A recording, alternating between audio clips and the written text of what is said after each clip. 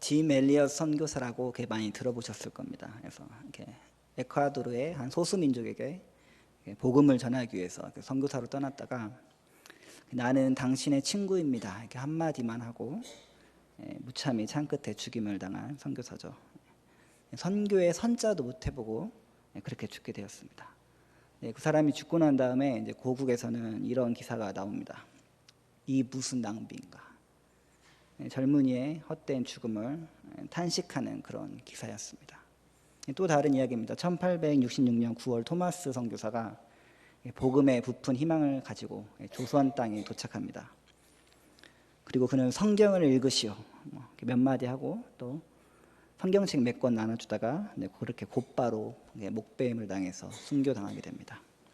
역사적 배경의 어떤 내용도 있지만 토마스 선교사의 선교는 철저히 실패한 듯 보이죠. 한 가지만 더 나눠보겠습니다. 이번엔 잘 알려지지 않은 분들의 이야기입니다. 양화진 선교 매역이나 충남 서천에 가보면 아펜젤러 선교 기념관이 있습니다. 그래서 거기 가보면 이제 당시 조선에 왔던 수많은 선교사들의 그 이름과 사진들을 그리고 그들이 했던 사역들이 몇 마디 적혀 있는 것들을 볼 수가 있습니다. 그 중에 이제 눈에 띄지도 않는 어디 저 구석에 보면은 다른 선교사들의 사진도 있는데 이름만 덜렁 있어요. 근데 그분들의 이야기가 대부분 비슷합니다. 조선에 선교사로 왔다가 며칠 만에 그냥 병들어 죽어버렸다는 거예요. 이런 이야기를 들어보면 이제 또 너무 힘 빠지는 이야기들이 아닐 수 없습니다. 도대체 그들의 죽음을 어떻게 받아들여야겠는지 모르겠는 거죠. 이들의 선교는 세상적 가치와 어떤 판단의 기준에 따르면 철저하게 실패해 보입니다. 아니죠. 실패를 넘어서 이들의 선교는 참으로 헛된 일이 아닐 수 없었다 이렇게 보일 수도 있는 것이죠. 그러나 여러분 정말 그렇습니까? 그들의 실패는 정말 그냥 헛된 일에 불과했을까요? 아니죠. 절대 그렇지 않습니다. 그들의 삶은 결코 헛되지 않았습니다. 우리들 중 누구도 그들의 희생을 헛되다고 생각하지 않는다는 거예요. 보세요. 하나님이신 예수 그리스도조차도 그 세상의 길의 어떤 소망과 달리 그렇게 헛되고 허무하게 비참하게 십자가에 달려 돌아가 주셨습니다. 예수님께서 십자가에 달리실 때 그동안 모든 것을 내려놓고 예수님을 따랐던 제자들과 수많은 사람들의 마음은 과연 어땠을까요? 그들은 예수님이 그렇게 헛되게 돌아가는 것을 보고 어떻게 무슨 생각을 했을까요? 그들의 상실감을 이루 말할 수 없었을 것입니다. 그들은 예수님의 죽음을 어떻게 받아들여야 될지 몰랐을 거예요.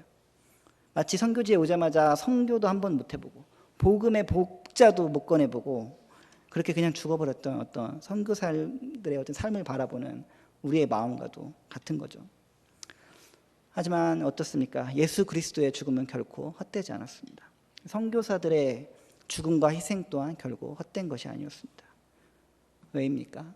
하나님께서 이 희생을 결코 헛되게 하지 않으셨기 때문에 그렇습니다.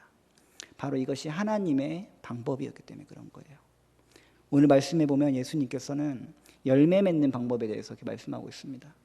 한 알의 밀알이 땅에 떨어져 죽지 않으면 결코 열매를 맺을 수 없다는 거예요. 무슨 말이에요? 이것은 먼저 하나님께서 세상을 창조하신 이치죠.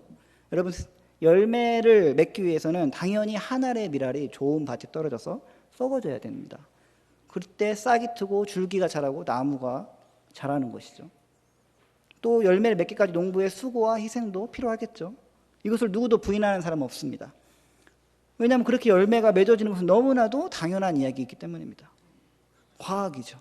인류가 살아오면서 누가 가르쳐주지 않았어도 그렇게 열매 맺고 농사 짓고 그렇게 살아왔습니다. 예수님께서는 생명의 열매를 맺는 방법도 이와 같다고 지금 말씀하고 계시는 거예요. 한 알의 밀알은 무엇을 의미합니까? 바로 예수님입니다. 한 생명을 뜻하는 것이죠. 생명의 열매를 맺기 위해서는 이 한 알의 밀알이 이 한 생명이 땅에 떨어지고 죽어져야 된다는 것입니다. 희생이 필요하다는 것입니다. 그것이 하나님 나라의 열매 맺는 방법이라고 지금 말씀하고 계시는 거예요. 또한 하나의 밀알 대신 예수님께서 자신이 어떠한 죽음으로 하나님께 드려져야 하는지를 말씀하시는 것이기도 했죠. 예수 그리스도께서 자신의 희생을 통해서 우리를 모든 죄에서 구원해내어 영생에 이르게 하기 위한 결코 타협될 수 없는 하나님 나라의 계획과 방법에 대해서 말씀하셨던 거예요. 그렇게 하나님이신 예수님께서 하늘의 미랄이 되어 우리 죄를 대신하여 죽으심을 통해 하늘의 미랄로 세상 가운데 썩어져 죽어 드려짐을 통해서 모든 민족이 구원에 이르기까지 가장 완벽하고 아름다운 생명의 열매를 맺어내게 되신 겁니다. 이 열매는 우리에게 가장 큰 기쁜 소식이자 선물이 되었죠. 이것이 바로 복음입니다. 짐 엘리엇 선교사, 토마스 선교사, 그리고 이름도 없이 빛도 없이 수많은 사람들, 무명의 세대로 그렇게 주님을 섬겨오고 그렇게 희생 가운데 드려진 그 모든 사람들, 예수님처럼 그렇게 하늘의 미랄이 되어서 그렇게 복음을 위해 이 땅 가운데 썩어져 드려진 것입니다. 이들의 죽음 결코, 이들의 희생은 결코 헛된 일이 아니라 생명의 열매를 맺기 위한 하나님의 방법인 것이죠. 그들은 그저 예수님이 가신 길을 그렇게 따라가는 삶을 살았던 것입니다. 그리고 그렇게 지금까지 하나님께서는 이 희생을 통해서 수많은 열매를 맺게 하신 것이죠. 보세요. 그렇게 힘없이 죽어버린 아까 짐 엘리엇 선교사, 그가 품었던 에콰도르의 그 소수민족 어떻게 됩니까? 결국 복음의 역사가 일어나게 되죠. 민족이 복음으로 변화되는 역사가 일어납니다. 토마스 선교사와 그 무명의 그 선교사들이 품었던 이 조선 땅 어떻게 되죠? 말할 필요가 없습니다. 오늘 이 자리에 우리가 그 열매의 증거인 것입니다. 아펜젤러와 그 언더우드 선교사를 다들 아실 거라고 생각합니다. 한국 초기 선교사들이죠. 네, 이분들이 1888년부터 이제 90년 사이 어느 시점에서 이 전라도의 전도 사역을 했었다는 기록이 있습니다. 그때 그 사역에서 어떤 이제 한 소녀를 만나게 됩니다. 그래서 그 소녀에게 복음을 전했다는 것이죠. 그래서 그 사역에서 만난 이제 소녀가 복음을 받아들이게 된 거예요. 그래서 그 소녀는 이제 사역 중인 한 선교사에게 연결돼서 계속 믿음으로 자라게 되었다는 거예요. 이제 그 소녀는 서양 문화의 영향을 받아서 이제 영어도 하고 양장도 입고 다니고 이제 그랬다고 그러는 거예요. 그래서 그 소녀가 이제 장성하여서 결혼도 하고 아이도 낳습니다. 그다음에 그 이제 태어난 아이가 또 믿음으로 또 장성하여서 또 그도 결혼하고 아이도 낳고 이제 그렇게 된 것이죠. 그래서 이 가정이 이게 믿음으로, 이 믿음의 가정으로 지금까지 4대가 이제 흘러오게 되었다는 거예요. 그래서 이 가정이 이제 주님이 기뻐하시는 일도 많이 하고 그랬다는 거죠. 이제 그 다음에 특별히 이제 4대째 이 가문에 와서는 그들 중에 한 자녀가 이제 다른 민족을 섬기는 선교사까지 이렇게 되었다는 겁니다.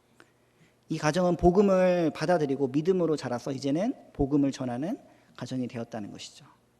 여러분, 이 선교사가 누구인지 다들 아시죠? 굉장히 유명한 분입니다. 특별히 여기 있는 분들은 모르시는 분이 저는 없을 거라고 생각합니다. 한 번씩 다 들어보셨을 거예요. 모르는 사람 없으시죠? 왜죠? 왜냐하면 그 사람이 저희 아내의 소주의 선교사이기 때문에 그렇습니다. 네. 아펜젤러 언더우드에게 복음을 들은 그 소녀가 바로 소주의 선교사 할머니의 어머니였던 거예요. 무슨 말씀을 드리고자 하는 거냐면 최초의 선교사 어떤 귀칠라프부터 시작해서 아펜젤러 언더우드에게 이르기까지 그들의 헌신은 하나도 헛되지 않았다는 거예요. 여기 앉아있는 우리 모두가 그 열매의 증거이고 간증이라는 것입니다. 언더우드 선교사는 이런 기도를 했다고 해요. 주님, 지금 이 조선에는 아무것도 보이지 않습니다. 혼란하고 어쩌고저쩌고 했죠. 찬양으로도 만들어졌어요. 기도가 감동적이었는지 되게 유명해졌거든요. 근데 놀랍게도 사실 언더우드는 이런 기도를 한 적이 없다고 해요. 왜냐하면 어떤 작가가 그냥 상상해서 언더우드가 그렇게 생각하지 않았을까 했던 내용이 사실처럼 퍼졌다는 거예요. 그런데 이제 이것이 그렇게 중요하지 않습니다. 왜냐하면 언더우드가 그런 기도를 했든 안 했든 이것은 선교사라면 모두가 고백하고 품을 수 없는 마음이기 때문에 그렇습니다. 그러니까 기도는 안 했지만 사실 한 거나 다름없죠. 100%예요, 100%. 언더우드 아펜젤러가 그 전라도 시골 예전에 다니면서 이 미개해 보였을 이 조선을 보면서 과연 이 땅 가운데 하나님의 복음이 역사할 것인가? 사역을 하면서도 이것이 과연 무슨 큰 의미가 있을 것인가? 혹시 내가 지금 이 하는 일이 헛되지 않았을까? 여러분, 그들이 과연 그런 생각 안 했을까요? 분명히 했습니다. 저도 그들의 마음을 조금은 이해할 수 있어요. 제가 요르단에서 사역하면서 정말 의미 없는 시간들을 보내는 것 같은 때가 정말 많았거든요. 아무리 가르치고 전도하고 해봐야 소용이 없는 거, 소용이. 헛된 일처럼 느껴졌다는 거예요. 그러면 나는 누구인가? 여기는 어디인가? 이렇게 끊임없이 고민할 수밖에 없는 상황이었다는 거예요. 그것이 선교지의 일반 상황이라는 거예요. 거기다 무슬림들 보면 더 숨만 막히는 거예요. 진짜 숨이 막히죠. 과연 주님이 이 무슬림 가운데서도 찾으실 자가 있을 것인가? 그런 생각만 든다는 거예요. 내가 무슬림 전도를 갔는데 걔네들이 막 나를 전도하고 있어요. 그러면 정말 아무것도 보이지가 않습니다. 주님, 아무것도 보이지 않습니다. 그런 기도가 그냥 나오는 것이죠. 여러분 직장에서도 보면 이런 사람들 꼭 있잖아요. 저 사람에게도 주님이 과연 역사하실 것인가? 그런 생각이 들 때가 있지 않나요? 그런 것이죠. 언더우드 아펜젤러 선교사도 그랬을 거라고요. 그러나 여러분, 그러할지라도 정말 의미 없는 것 같은 시간을 지나고 헛된 일을 하는 것 같은 생각이 들 때에도 우리는 하나님께서 부르시는 곳에 순종하면서 계속 드려져야 합니다. 왜입니까? 때로는 우리가 헛되다고 생각하고 세상이 헛되다고 생각하는 이것, 세상이 미련하다고 말하는 이것으로 바로 주님께서 이 방법을 통해 드려지셨고, 주님께서 우리에게 원하시고 바라시고 명령하시고 부탁하신 하나님께서 이루어 가시기 원하는 선교가 바로 이것이기 때문에 그렇습니다. 하나님의 놀라운 지혜이고 섭리인 것이죠. 아펜젤러 언더우드에게 어쩌면 의미 없었을 것 같은, 아무런 열매도 없었을 것 같은, 아무것도 보이지 않는 소망으로 어쩌면 헛될 것 같았을 이 전라도 사역 속에서 그럼에도 불구하고 그들이 순종함으로 드려졌을 때 그들의 헌신이 하나의 미랄이 되어 썩어져 드려짐을 통해 오늘날 저희 가정이 선교로 드려지기까지, 또 이와 같이 우리가 수많은 열매로 이 자리에 앉아 있는 것처럼 그 간증이 주님께서 사용하시는 열매라는 것이죠. 많은 사람들이 선교를 생각할 때 참 이렇게 부황부황하게 생각하는 경향이 있습니다. 선교적 관점이 어떻고, 전략이 어떻고, 무수한 방법이 어떻고, 다 중요하죠. 왜 안 중요하겠어요? 그러나 핵심은 그런 데 있지 않습니다. 선교는 매우 심플한 거예요. 간단한 거예요. 그럼 우리도 목 베어 죽임을 당해야 되는 겁니까? 그래도 좋겠거니와 주님께서는 우리에게 조금 더 어려운 미션을 사실 주셨습니다. 무엇입니까? 바로 공동체 가운데 모든 영역 가운데 파고 들어가서 죽어지라는 거예요. 모든 영역 가운데 들어가서 손해보고 섬기고 살라는 거예요. 이것이 하나의 미랄로 떨어지는 삶이라는 것이죠. 여러분 어떻습니까? 손해보고 사는 삶, 죽기보다 어렵죠. 어떻게 손해를 보고 삽니까? 세상 사람들이 말하기를 이 무슨 낭비냐고, 이 무슨 헛된 일이냐고, 왜 그렇게 사냐고, 미쳤냐고 소리 듣고 그렇게 살아가라는 거예요. 왜요? 그렇게 죽어져야지만 열매가 맺어지기 때문에 그런 거예요. 죽어지지 않으면 생명의 열매가 절대로 맺어질 수 없는 것입니다. 마리아가 주님께 부어드렸던 향유처럼 모든 것을 쏟아 부어드려야 되는 거예요. 우리의 믿음과 기도, 시간, 헌신, 물질, 그렇게 생명까지 주님께 썩어져 드려져야 되는 거예요. 물론 이렇게 사는 게 어렵고 힘들죠. 이렇게 산다고 당장 사람들이 전도되는 것도 아니고 누가 알아주는 것도 아니고 욕을 먹으면 먹었지 누가 아무도 알아주지 않습니다. 당장 무슨 열매가 보이는 것도 아니고 내가 이렇게까지 한다고 해서 뭐가 변화되는 것 같지도 않고 그냥 아무런 의미 없는 것 같이 생각되어지고 이렇듯 마음이 힘들고 어려운 일이라는 것이죠. 마음의 어려움이 가장 큰 어려움 아니겠어요? 교회적으로는 이런 거예요. 예를 들어서 선교사 파송하고 선교비 보내고 하는데 아무리 기도하고 해도 열매가 없어. 그냥 돈만 나가는 것 같아요. 투자 잘하시는 분 있으세요 혹시? 하나님 나라에 막 투자하는데 효과가 미비해. 그럼 어떻습니까? 선교를 중단해야 되나? 이런 생각을 하게 되는 거죠. 또 한편은 이런 거예요. 교회 봉사하는데 예를 들어서 교회학교 봉사하는데 아이들이 변화하는 것 같지가 않아요. 내가 아무리 뭔가 열심히 하는 것 같은데 헛된 일 하는 것 같아. 그런 생각이 들 때가 있지 않습니까? 왜 없겠어요? 그럴 수 있죠. 그럴 수 있어요. 그걸 주님도 아세요. 누구보다 주님이 우리의 마음을 잘 아시죠. 그러나 그런 어려운 마음이 들 때마다 우리는 잠시 멈춰서서 다시 한번 기억해야 된다는 거예요. 주님께서 우리를 위해 어떻게 죽어져 드려지셨는지를 기억해야 되는 거예요. 예수님께서 어떻게 생명의 열매를 맺어갈 수 있는지를 말씀해 주시고 우리에게 나타내 주셨던 그 십자가, 그걸 기억하는 거예요. 그러면 알 수 있게 되죠. 화려한 그 무엇도 아니고 이름도 빛도 없이 그렇게 한 알의 밀알이 되어서 썩어져 들여지는 삶, 그것이 도리어 가장 생명력 있는 삶이라는 것을 우리가 알게 된다는 것입니다. 이제는 우리가 열매 하나 없냐고 헛된 일을 하는 거라고 말한 사단의 어떤 거짓말에 더 이상 속지 않기로 하는 겁니다. 주님께서 부르시는 우리 각자의 선교의 자리에서 그렇게 꿋꿋이 그렇게 계속 아름답게 드려질 것이라고 결단하는 이 시간 되면 좋겠습니다. 그래서 한 알의 밀알로 썩어져 드려짐을 통해 죽기까지 모든 민족을 구원하자고자 했던 우리를 향하신 그 주님의 사랑과 그 열심이 오늘 이 시간 저와 동인의 모든 성도님들 가운데 더욱 강력하고 충만하게 부어지길 소망합니다. 네, 이 시간은 이제 저희가 그동안 해왔던 요르단 선교 사역에 대해서 좀 최종 보고를 잠시 좀 드리도록 하겠습니다. PPT가 이제 나와야겠죠. 네. 먼저 저희 가정 2010년부터 요르단 선교를 시작했습니다. 그래서 이제 작년 12월까지 현장에서는 7년, 그다음에 한국에 3년 정도 해서 이제 최종 10년 정도 이렇게 요르단을 품어왔고 섬겨왔습니다.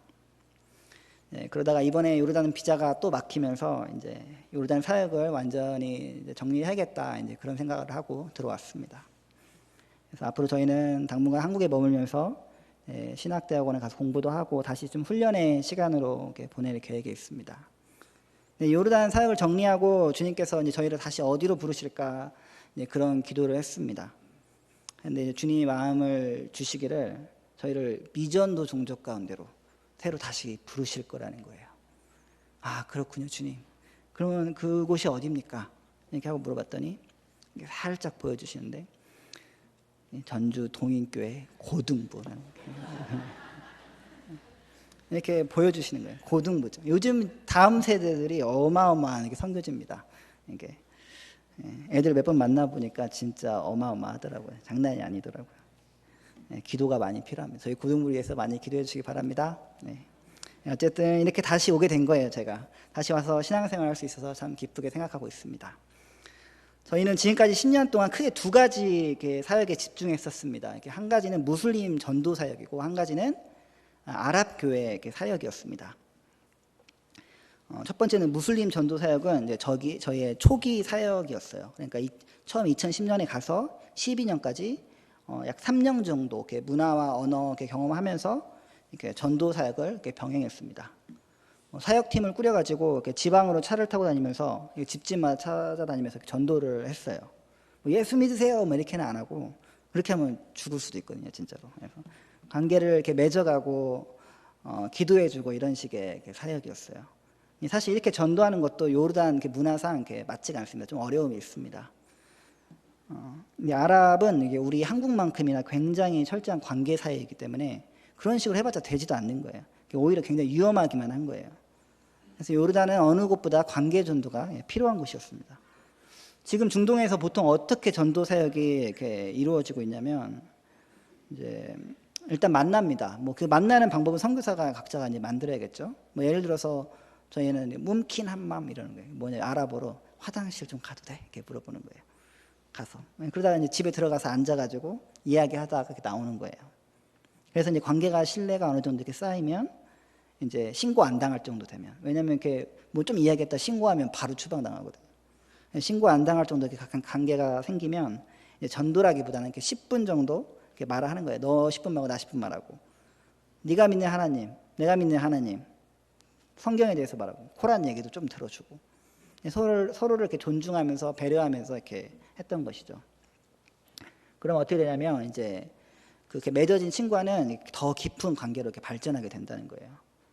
그러면 이제 정식으로 이게 가정과 가정이 만나고 이렇게 초대되어지고 더 깊은 교제를 이렇게 할 수 있게 된다는 거예요. 그러면서 이제 우리는 뭐 하는 거예요? 주님이 하시는 일을 그냥 보는 거예요. 그게 우리가 할 일인 거예요. 우리가 뭐 더 이상 할 게 없는 거예요. 교제하고 좀 우리가 있는 하나님 나누고 그렇게 순종함으로 전도하는 것이고 그 다음 일을 그냥 보는 거예요. 그러다 보면 주님께서 이제 기회를 주시기도 한다는 거예요. 여기 PPT 사진 보시면 아드난이라는 친구에게 주님께서 그런 기회를 주셨었습니다.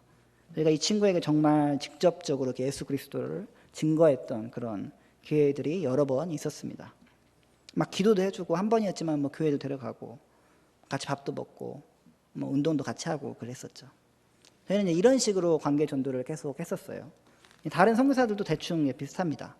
그러다 보면 뭐 이 친구처럼 먼저 우리에게 다가오는 친구가 있어요. 물론 조금씩 다르죠. 근데 더 말해봤자 이제 방법론적인 이야기들 뿐이고, 결국은 전도 사역을 하면서 느꼈던 거는 이 열매를 보는 사역이라기보다는 순종함으로 드려지는 사역이었다. 뭐 그런 것을 이렇게 많이 느꼈던 것 같아요. 그러다가 이제 저희는 이제 무슬림 사역을 이제 접고 이미 존재하는 소수의 그 아랍 교회를 섬기며 그들을 훈련시켜야겠다는 이렇게 생각을 좀 했습니다. 결국은 현지인들이 그들의 언어와 문화로 그들이 전도해야 되는 일이기 때문에 그래요. 어차피 선교사는 몇 명 안 되잖아요. 전략적으로 봐도 한계가 있는 거죠. 그리고 결정적으로 하나님께서 아랍 교회를 향한 마음을 저희 가운데 부어주셨기 때문에 그렇습니다. 무슬림 사역을 하면서도 꾸준히 아랍 교회 사역을 조금씩 병행해 왔었던 거죠, 저희가. 그래서 소수의 아랍 그리스도인들 중에, 그 중에서도 이제 이미 어른이 돼서 머리가 굳고 고집이 강하고 아집이 강력한, 어쩌면 주님조차 변화시키기 어려운 그런 사람들 말고 이제 다음 세대 아이들을 이렇게 훈련시켜야겠다, 그런 생각을 하게 되었던 거죠. 이것도 관계와 신뢰로 이제 해야 되는 사역이에요. 그냥 훈련합시다, 애들 훈련하자 얘들아, 이렇게 해서 되는 게 아니라는 거죠. 그렇게 해서 만났던 새롭게 만나서 훈련했던 친구들이 여기 나온 이제 사진에 나온 친구들이에요. 여기 나온 아이들이 제가 가장 깊이 관계하고 훈련했던 친구들입니다. 이 아이들한테 악기 뭐 레슨도 해주고 가르치기도 하고, 그다음에 같이 예배하면서 자연스럽게 훈련하게 되었던 것이죠. 음악이나 여러 가지 도구를 통한 이 선교가 참 도움이 많이 됩니다. 뭐 요새 전문인 선교 막 그런 얘기 많이 들어보셨죠? 괜히 그러는 게 아니에요. 근데 이제 이런 것을 하면서 좀 한 가지 느꼈던 것은, 이런 도구를 다루는 선교 현장에서는 조금 더 전문성이 더 필요하지 않을까, 그런 생각을 좀 많이 했어요. 예를 들어서 그냥 은혜로 한다고 기타 코드 하나 배워가지고 엄청난 음악 사역자가 막 되시는 분들도 있거든요. 뭐 좋아요. 뭐 다 선교지에서 은혜죠. 선교지의 은혜라면. 그런데 그러면 어떻게 됩니까? 그래봤자 금방 바닥을 칩니다. 전문성이 부족하다고 뭐 사역이 안 되고 그러는 건 아니지만, 할 수 있는 거 그거 조금 못해서, 뭐 그거 조금 노력 안 해서 아무것도 안 되는 경우가 정말 많았다는 거예요. 뭐가 되는 것 같아도 금방 무너지고 그러는 것이죠. 그러면 그 대안으로 조금씩 부족한 능력을 가진 사람들에게 모여가지고 협력해서 주님의 마음으로 사역하면 좋은데, 또 그 연합이라는 게 쉽지가 않지 않습니까? 하다 보면 조금씩 생각도 다르고, 그러니까 또 싸우고 뭐 그럼 어렵죠. 그런 의미에서 이제 우리 한국교회 성도님들은 굉장히 강력한 거예요. 각 분야의 전문가들이잖아요. 이 전문가들이 이 전문성과 이 영성과 말씀을 가지고 선교하면 엄청난 게 강력한 것이죠. 우리나라는 참 대단한 나라예요. 여기서 조금 하는 정도면 선교지에 가면 각 분야의 최고 전문가가 되는 거예요. 제가 생각할 때는 동인교회만 봐도 이렇게 엄청난 분들이 많으신 것 같아요. 그래서 우리가 그렇게 하나님 나라로 들여지는 겁니다. 아멘. 네. 아무튼 그렇게 이제 하면서 아랍 교회 사역, 음악 사역자로 제가 조금 더 깊이 사역을 시작했습니다. 그래서 지금까지 쭉 온 것이죠. 그렇게 하다 보면 또 애들이 말도 안 듣고 뭐 잘 안 되고 막 그럴 때가 있었을 거 아니에요? 그럼 또 지금 내가 이거 뭐 하는 건가 여기서, 뭐 그런 생각도 들고 다 헛짓 같고 뭐 그러기도 했죠. 이런 고민도 하면서 그럼에도 불구하고 지금까지 계속 순종함으로 들여져 왔습니다. 왜냐하면 그렇게 죽어지는 게 선교라고 생각했기 때문에 그렇습니다. 선교하면 더 주님과 가까워지고 충만해지고 빛이 나고 뭐 그럴 것 같은데, 사실 저는 그 반대가 아닌가 좀 생각도 듭니다. 세례 요한이 주님 다시 오실 길을 예비하면서 자신은 새하여지고 주님은 흥해야 된다, 뭐 이렇게 고백을 하잖아요. 내가 없어져야 주님이 나타나시기 때문에 그런 거예요. 물론 내 쪽으로는 충만해야겠죠. 그런데 또 그런 게 아니에요. 이 최전방 사역지에 사역을 하다 보면 이 신앙을 지키기가, 본인의 신앙을 지키기가 그것도 쉽지 않더라는 얘기예요. 그래서 우리가 마지막 때로 가면 갈수록 이 말씀 앞에 들어지는 훈련이 필요한 것이죠. 그것이 진짜 마지막 시대를 살아가는 힘이고 능력이었다, 그런 생각을 많이 했었습니다. 아무튼 그러면서 이제 아이들이 이제 조금이라도 영적으로 성장하는 것들을 보면서 이제 한편으로는 또 기뻐도 하고 이제 그랬던 것이죠. 근데 예전에 이제 여기 나와 있는 애들은 소개해드렸었는데 이제 라마라고 예전에 한번 통계 보고할 때 말씀드렸었습니다. 이제 그런 아이들이 기쁨의 열매라면 열매들이었죠. 이제 애들이 벌써 대학생이 되었어요. 훈련에서 함께 예배하는 자로 이렇게 세우고 함께 뭐 같이 신앙생활을 그렇게 했던 것이죠. 그렇게 한두 달 전까지만 해도 제가 요르단에서 이 아랍 교회 안에서 필요한 사역들을 이렇게 도와주기도 하면서 그렇게 사역을 이렇게 이어오다가 이제 귀국하게 된 겁니다. 지난 사역들을 이렇게 정리를 쭉 해보는데 정말 별 볼 일이 없더라고요. 오늘 이렇게 멋지게 뭔가 이렇게 소개해드릴 무엇이 있었으면 좀 좋았을 텐데 죄송하고 안타깝게도 그런 것은 없습니다. 사실 그냥 어디 시골 변방에서 무명의 선교사로 사역하면서 그냥 뭐 이렇다 할 보고 드릴 것도 없이 사실 실패한 선교사로 그렇게 떠나왔죠. 주님을 모르는 분들은 저희한테 가끔 그런 말도 해요. 뭐 하는 거야 거기서? 무슨 짓 하고 있는 거야? 뭐 그런 말도 많이 들어봤거든요. 저희를 걱정해 주셔서 이제 했던 말이긴 해요. 근데 저희도 자신도 저희를 그렇게 바라볼 때가 있어요. 저희가 그렇게 생각되어질 때가 있다는 거예요. 없는 말은 아니죠. 차라리 토마스 선교사처럼 그렇게 하늘의 미랄로 죽어져 드려졌더라면 좋았을 텐데 저희는 그것도 아니죠.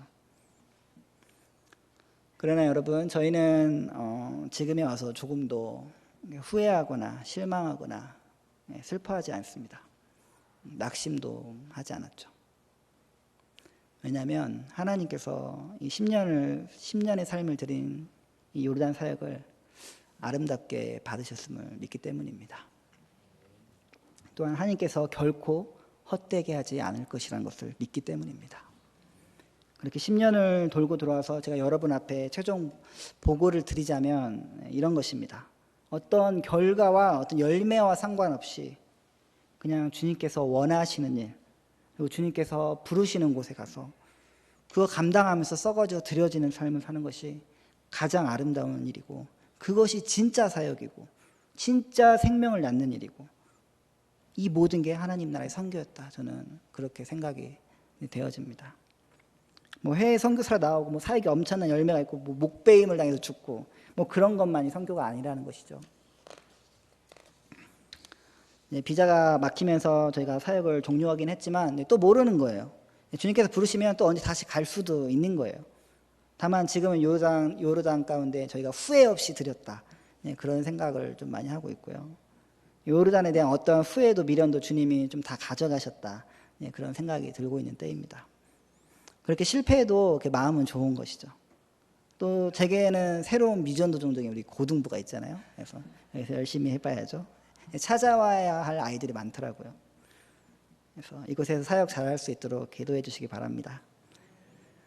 그동안 요르단 선교에 함께 기도로 동역해 주셔서 또 물질로도 동역해 주셔서 감사합니다. 제가 별로 한 것이 없다고 말씀드렸지만 별 볼 일 없었다고 말씀드렸지만 사실 그조차도 저희 혼자서 감당할 사이즈는 아니었어요. 함께 기도로 동역해 주셨기 때문에 가능했던 일이죠. 지금 당장 우리가 아무 열매도 볼 수 없지만 분명히 하나님께서 우리의 희생과 헌신 또 많은 기도들을 하나도 헛되이 하지 않으시고 30배, 60배, 100배 이렇게 열매 맺게 하실 것입니다. 그래서 우리가 주님의 나라 임할 때 요르단에 맺어진 생명의 풍성한 열매를 보고서 우리가 함께 기뻐하고 감사하게 될 그날을 소망하는 것이죠. 이렇게 우리 동인교회가 계속해서 주님 주신 마음을 품고 우리 교회를 넘어 모든 열방에 이르기까지 계속 주님의 귀한 사역 감당하는 아름답고 귀한 공동체로 세워져 나가길 소망합니다. 기도하겠습니다.